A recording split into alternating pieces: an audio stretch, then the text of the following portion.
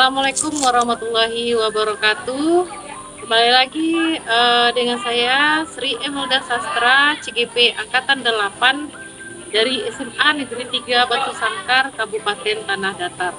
Untuk video kali ini yaitu mengenai aksi nyata pada modul 1.4 bagaimana penerapan budaya positif di sekolah dengan menggunakan metode restitusi dan juga adanya kesepakatan dalam kelas dan memberikan stimulus budaya positif kepada rekan atau teman sejawat.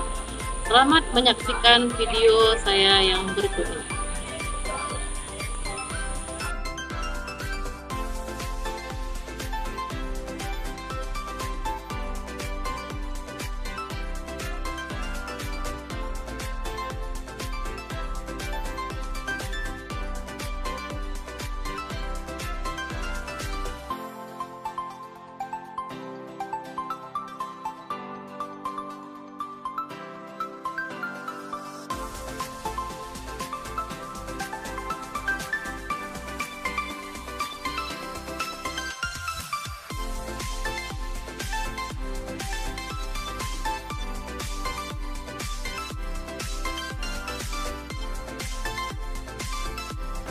Baik, terima kasih duduk semua udah bisa kita berkumpul hari ini melalui komunitas ini. Kami coba untuk memberikan sedikit pemaparan materi yang didapat di pembelajaran CGP kemarin itu mengenai budaya positif. Maksudnya budaya positif ini yaitu bagaimana cara kita memberikan stimulus positif kepada anak ketika mereka melakukan pelanggaran apa yang kita butuhkan dari stimulus tersebut tanpa mereka merasa untuk diintimidasi dan merasa dikucilkan atau dikucilkan. Nah, itu yang dikatakan dengan budaya positif, dan budaya positif akan kita lihat melalui segitiga, dinamakan dengan metode segitiga restitusi. Apa itu segitiga restitusi? Assalamualaikum. Nah, ketika segitiga, bagaimana penerapan segitiga restitusi? Pertama itu kita menstabilkan identitas. Maksudnya menstabilkan identitas apa? Contoh kasus yang pertama, ada si Ani melakukan pelanggaran aturan dalam kesepakatan yang kita bikin, ya. Dia melanggar sesuatu yang sudah ditetapkan.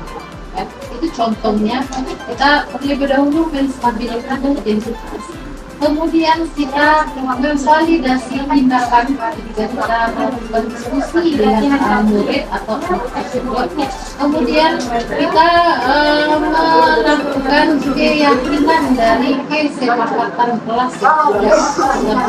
Nah, tindakan ini bisa dilakukan ketika kita sudah membuat kesepakatan kelas. Kesepakatan kelas itu muncul ketika kita melakukan di awal pembelajaran keyakinan positif yang murid atau yang alhamdulillahnya pada kesempatan ini adalah pembelajaran baru, awal tahun baru. Nah, mungkin Bapak Ibu semua bisa menerapkannya di kelas. Pertama dengan cara apa? Kita bikin dulu kesepakatan kelas. Kesepakatan kelas bagaimana caranya? Nah, kita menghindari konotasi kalimat negatif. Dalam Kiai Jardil Haram mengatakan jangan kita bikin lagi dilarang, tidak boleh, ya.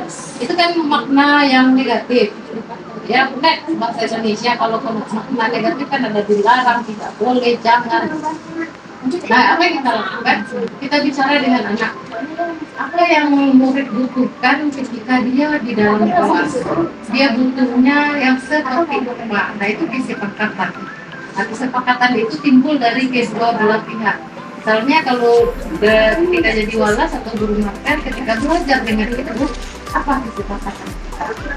Nah, nanti anak-anak akan tulis pemikiran mereka. Tadi saya juga udah cobakan, mereka tulis, izinkan kami ngemil walaupun sedikit. Itu kan susah, ya.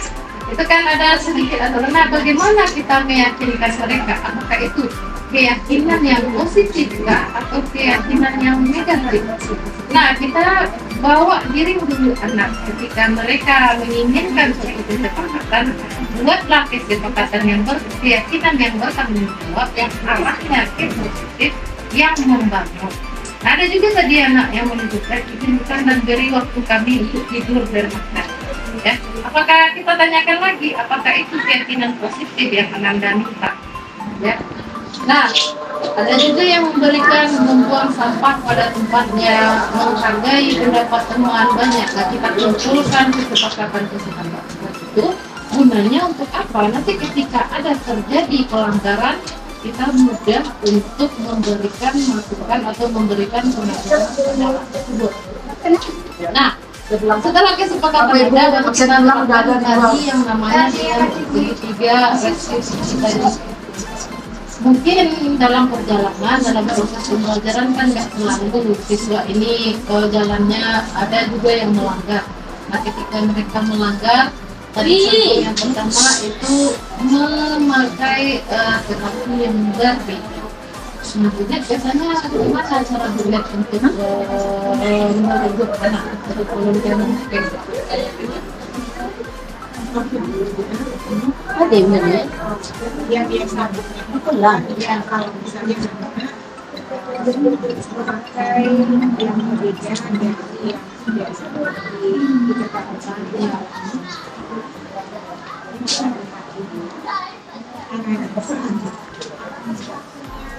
kok benar biasanya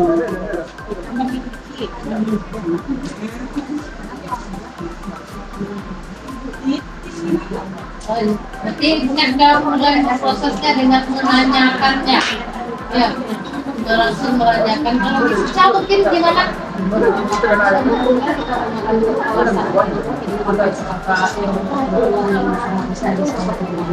Kemudian budaya apa yang tadi disampaikan kalau misalnya kita habis ya ya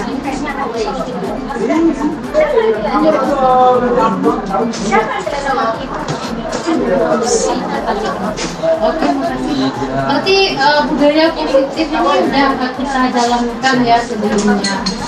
Itu udah hal positif karena kita udah menanyakan apa masalahnya, itu menstabilkan terlebih dahulu identitas dari anak tersebut. Kita tanyakan dulu kenapa Anda memakai ini, apa alasannya, dan diceritakannya lah apa alasannya. Kemudian tindakan apa lagi yang Bunda lakukan setelah itu? Setelah tahu alasan dari anak tersebut, tindakan yang kita kan dia nanti memberikan respon ya, kita bertanya kenapa, apakah sesuatu biasa ya, atau memang ini yang diceritain yang harus kami tidak anaknya tidak pakai responsif kan nanti dia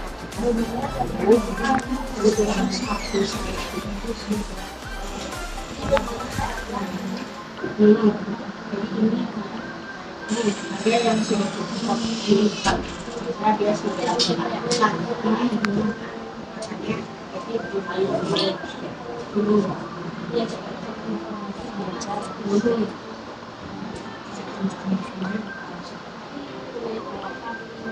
ya. Nah, itu yang lakukan, ada tindakan di dalamnya. Kemudian kalau misalnya bagaimana tindakan yang bisa lakukan selanjutnya? Mungkin tantangannya seperti itu. Kalau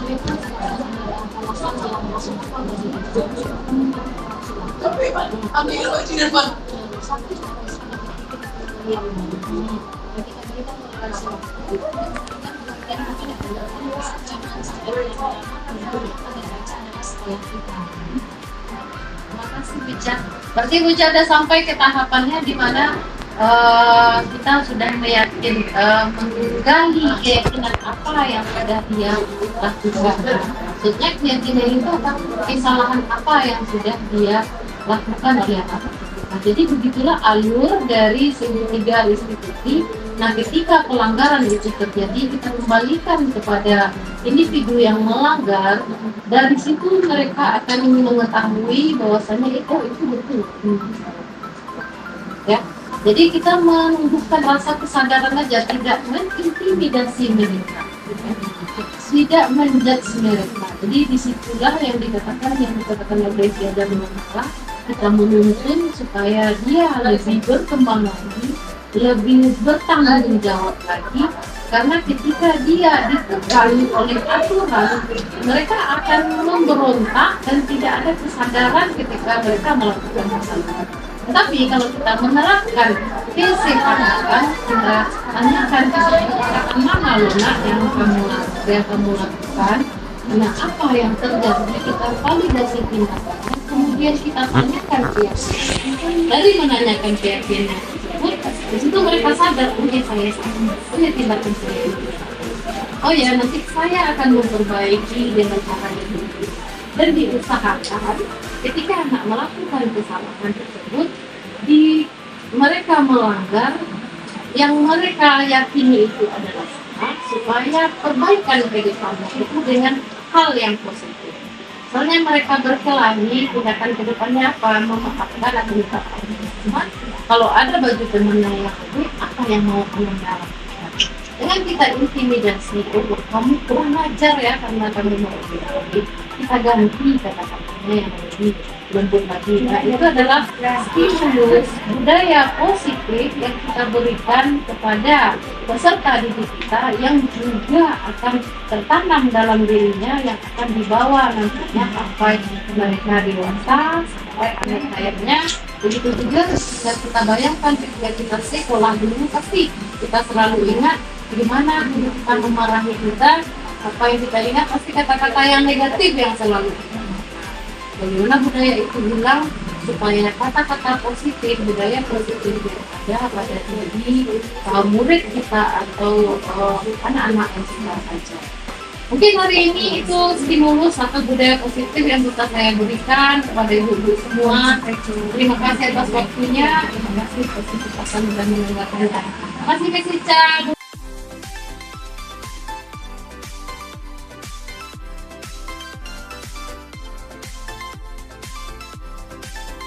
Baik, pagi ini kita sebelum memulai pembelajarannya lebih jauh, karena ini adalah tatap muka kita yang pertama, ya. Saya akan memberi suatu kita akan membuat sebuah kesepakatan, ya. Tidak lagi dinamakan dengan aturan. Apa beda kesepakatan dengan aturan?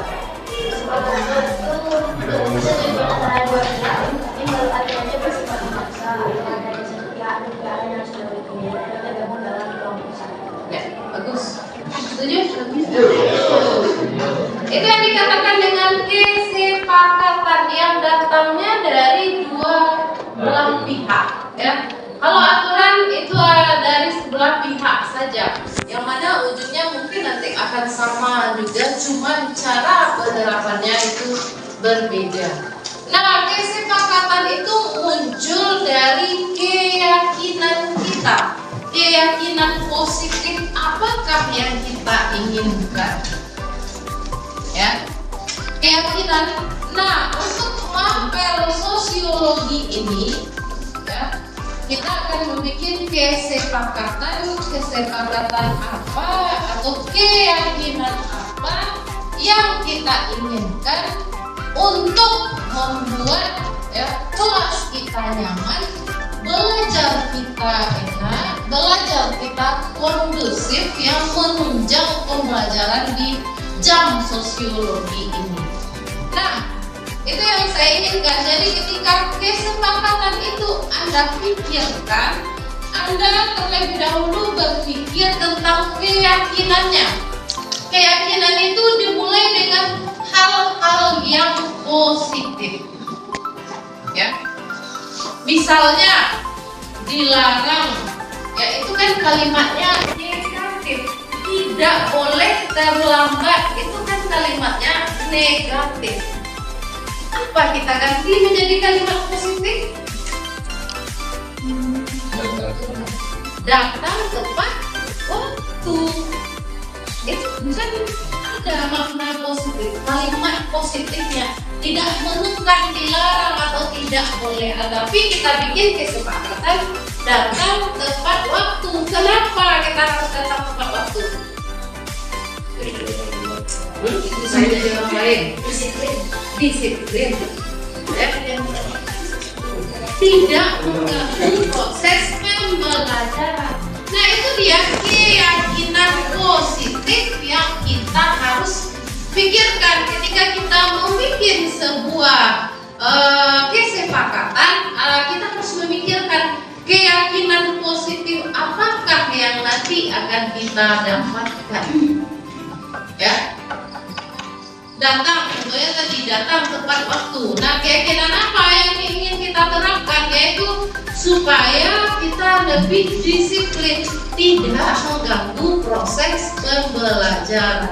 Nah, hari ini saya meminta kepada Anda semuanya, apa saja yang hal positif atau aura positif, keyakinan-keyakinan apa yang Anda inginkan di dalam kelas ini.